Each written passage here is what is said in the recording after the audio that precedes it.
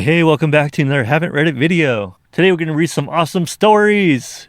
The first one is from r/AntiWork, titled, I make stupid money pretending to care. I schedule emails for nights and weekends, fake working from home in the morning, and stroll in at noon. Fake enthusiasm, and answer texts on vacation just to keep the illusion alive. This is 100% how everyone should be working. They say, I know this might sound like a good problem, but it's honestly draining. I make stupid money in my job, like life-changing amounts, but I barely do any real work, maybe 5 hours a week tops. This sounds like a movie summary of Office Space. The rest of it is pure performance, pretending to care, pretending to be loyal, pretending to be inspired by a boss I can't stand. He texts at all hours, man. Early mornings, late nights, weekends, while I'm on vacation, etc. He sends me all these stupid motivational videos to watch, books to read, podcasts to listen to, etc. All business related, of course. I respond like I'm thrilled to hear from him. I've gained a system just to maintain the illusion. I schedule emails to send late at night so it looks like I'm grinding. Good.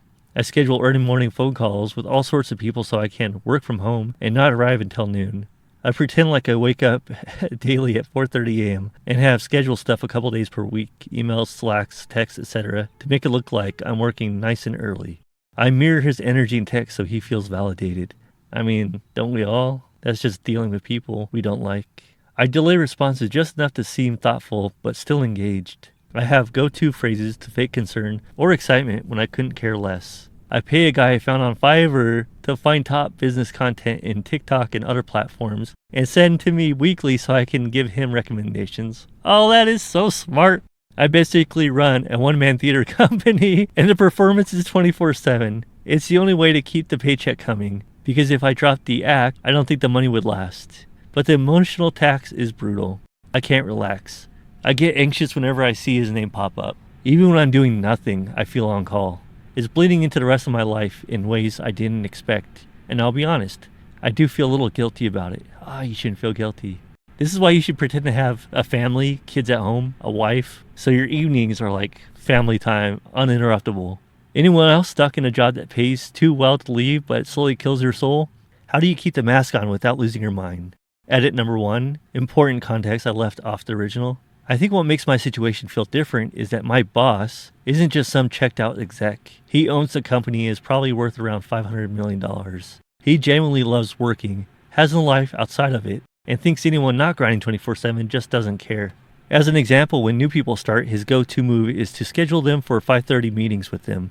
Then he'll tell them he's wrapping something up and they'll start in a minute. But he won't actually even start talking with them until 6:30 or so. He'll do this for the first couple months to effectively break them and make sure it's a person he can properly abuse. So I'm not faking it for the system. I'm faking it for a very intense, very rich guy who thinks I'm his spiritual co-founder that also loves finding ways to squeeze every last drop of value out of every other person we deal with. This adds a whole extra layer of psychological gymnastics. Okay, I was originally thinking yeah, this is totally worth the money, but fuck man, that does not sound like it's worth the money.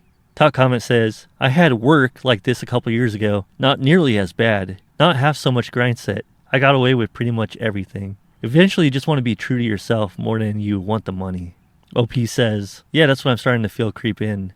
At a certain point, the money stops buying peace of mind. It starts renting your personality. I'm not there yet, but I can definitely feel the cracks forming. Respect for getting out when you did. I think a lot of us wait until we're too numb to recognize ourselves anymore. The second top comment has a point, but I'm just going to say ahead of time, pretending to work is a lot harder than actually working. They say, you admit you are making life-changing money, and you only have to fake work to get it. A lot of people would actually have to work nights and weekends to make life-changing money. You have to respond to a few texts. I can understand feeling guilty, as I have that same tendency. Anxiety, yep. If you screw up the facade, you get fucked. But here's the reality. A lot of people making good money don't do that much work. The CFO of the company I work for is barely ever in the office. When he is, he's walking around talking to people. I asked my sister, who is more experienced with corporate jobs, what a CFO does, and she laughed and said, nothing. And guaranteed he makes at least $100,000 more than me, when my work actually generates income for the company. You just stumbled onto the secret earlier in your career than you're meant to. Those at the top don't do much work. They just pretend they do. This comment says, plot twist, your boss is also faking it and working just a few hours per week. OP says, honestly, if that's true, we're both in too deep to admit it. Just two guys locked in a corporate staring contest, fake grinding until one of us blinks and buys a vineyard. If he is faking it, I kind of respect it, but I also kind of want a refund on all the mental energy I've wasted pretending to match his fake hustle. Next top comment says, all the effort you're making to appear like you're working is actually work. So you probably work hard for the money. You deserve it. 100%. OP says, haha, fair point. I guess I am working hard, just not at the actual job. It's more like emotional labor and low-grade acting 24/7. Some days I feel like I'm in The Truman Show, corporate edition. The money's great, but keeping the illusion alive is a full-time psychological hustle. Someone responds, if it's work you must do to keep the job, it's part of the actual job. Second story of the day, told to call an Uber because I couldn't make it to work. I am still a minor and had to call out of work today because I physically had no way of getting there. My mom just drove my dad to the hospital, and I still don't have my driver's license. I was told by my mom, who is a manager at the same store, to call out because I'll have no way to get there, so I do. Manager responds with something along the lines of, call a taxi or an Uber. Do you want to work or not? You can't keep calling out. Get a friend or family to pick you up and get here. What part of I can't make it? My dad is in the hospital. Did she not understand? Some edits. Number 1, as so many people have asked about it, I used to be that employee, the one who would call out whenever they didn't want to work. However, that's changed, and in the past 2 months, I have called out 3 times, once because I was sick, the second time because both my dad and my grandmother were in the hospital, and now. 2, I live in a town with absolutely no public transportation. I have never seen a bus other than a school bus. 3, Uber needs a parental figure to ride with any minor. And as my mom and dad were both at the hospital, there is no parental figure I can ride with. 4, I work in a market basket, a supermarket corporation in New England. My mom is a manager up front while I work in the kitchen. Top comment says, sorry you had to deal with that. That is ridiculous. I'd suggest finding another job ASAP, as this is a pretty ghoulish thing to say to someone, minor or not. And I hope your dad is okay, by the way. That takes priority over everything else. Someone responds, one of my bosses told a coworker to their face he expected the phone to be answered during her mother's funeral, and her failure to do so is why part of her job was done wrong. Oh man. Next story from Malicious Compliance. You don't get the grade as you don't manage projects. In short, had a meeting with my manager and HR where he explained that I don't get the next grade as I don't manage projects. An hour later, the same manager asked for a status on a project. I replied calmly, I don't know, ask the project manager. The manager responded, don't be like that. I haven't got anyone else. I just said, well, that's not my problem. You were very clear with HR that I don't manage projects. Strangely, that particular manager left the company and no one missed him. Next story. I'm not allowed to break the rules? Okay then. This happened to me a while back, but just came back to me. I used to work for an armored car company, something I did for a few years when I was in university and waiting for a position in what would be my future career. It was good money, and lots of people did it as their full-time jobs, but I wanted more out of life than a mindless job. Because I was classified as part-time, I did not have a set shift. I mostly covered for people when they were sick, took vacation, worked unscheduled shifts, or worked shifts created specifically for part-timers. All in all, I was working full-time hours almost every week. Most of the full-timers loved working with me. The way the company worked, you were set for a 13-hour shift. However, if you managed to complete your run in less than that, you'd still get paid the full shift. I was young, moved fast, and didn't care about breaks if it meant I could get paid for 3 to 4 hours to sit at home instead of working. So whenever I took over for someone older who was just on autopilot, I could get their coworker home in a fraction of the time. One of the full-time workers, a real Karen, let's call him Kyle, was just the worst. For some reason, he took it upon himself to tattle on people for anything that he didn't like. If someone wasn't wearing their collared shirt under their sweater, run and tell the manager. FYI, working in the summer heat in a literal metal box wearing a bulletproof vest makes you want to shed layers. Someone wearing black instead of blue pants tells management. Someone wearing a company hat that has the company logo but is not official uniform tells management. No one in the company liked Kyle. Well, one week Kyle's coworker has taken vacation and my boss schedules me to replace him. The run is pretty easy. It's commercial day shift, so 90% of the stops are retail stores with less than a few $100 in cash. Because of the amount of money, no one has ever had a problem with one person jumping out and running in, grabbing the money, and coming back while the second person, usually the driver, stays with the truck. In this shift, I was the driver, so that's what I did. When Kyle was in the store, I would just navigate my phone, look at the people in the area, make sure there were no thefts, make sure I wasn't parked in anyone's way, mostly wasting time. Well, one stop, Kyle came back, and I was just finishing up writing an email. Apparently Kyle wasn't too happy with me, taking a few extra seconds to start going. Unbeknownst to me, he took a picture of me behind the wheel on my phone. I had no idea until the next shift came, the next day where management came to talk to me about texting and driving. I told them I had no idea what they were talking about, and my manager just said that he had proof I was doing it, and if I did it again, I would be written up. I went to talk to another coworker who was also the union rep to figure out what the hell is going on, and he told me Kyle took a picture of me yesterday and complained that I was doing it. I was pissed. Cue malicious compliance.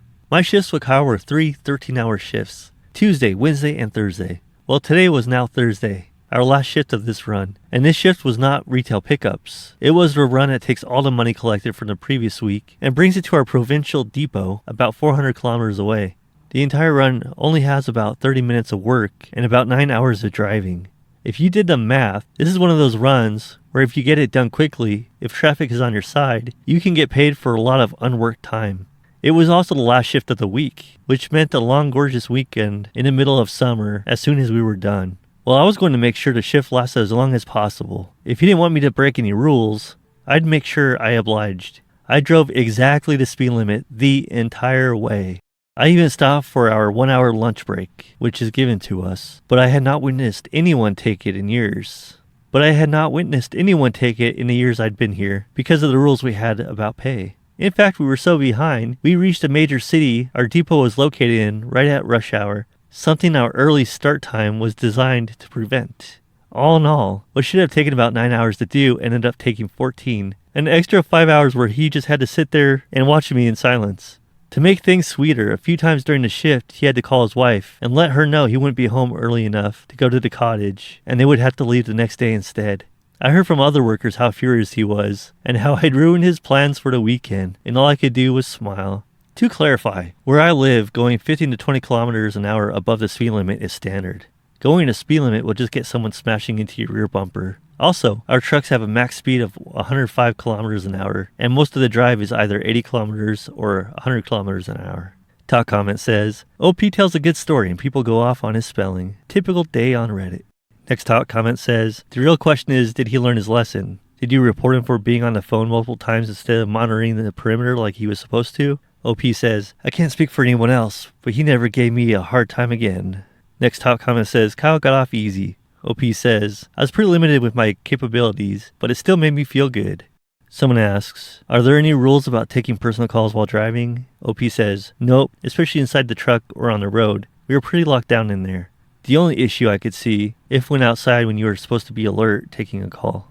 Someone else says, well played. Hopefully that guy got out of the business and became self-employed. OP responds, sadly, last I heard he was still there. Last story of the day. Aldi quarter fiasco. So yesterday, me and my wife went to Aldi's for a weekly trip, but I forgot to keep our quarter in the car. Instead of trying to carry all our groceries around the store, I decided to try my luck and get change at the liquor store across the parking lot. So I walked in and waved to the kid and asked for some change. He gave me a little side eye and said no. To be honest, I'm not upset or surprised, but I figured I would try. As I'm walking out, I found some sugar-free soda my wife drinks for $2.24. Thankfully, I had $5 in my wallet, so I grabbed one, gave it to the kid, and asked for some quarters.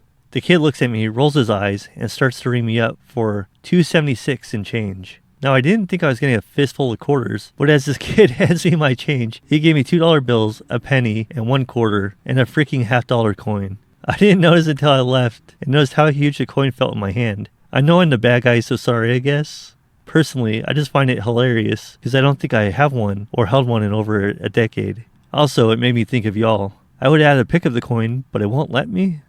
I have an Aldi story. So a friend and I were shopping at Aldi. We parked, we were walking up. I didn't know about the quarter situation. So this guy's walking a cart from the parking lot back to the store. I was like, hey, I'll take that. I was trying to be nice. He looks at me, he just laughs, and he gives it to me. And my friend's like, do you know Do you know about the quarters? Like, you just stole his quarter. The guy did not say anything. It's so funny. I was new to Tennessee, and we don't have Aldi's in Washington or any kind of setup like that. But thanks for listening, everybody. Put a comment of one of your stories down below, and I'll read them in a future video. And have a wonderful rest of your day. See you in the next one.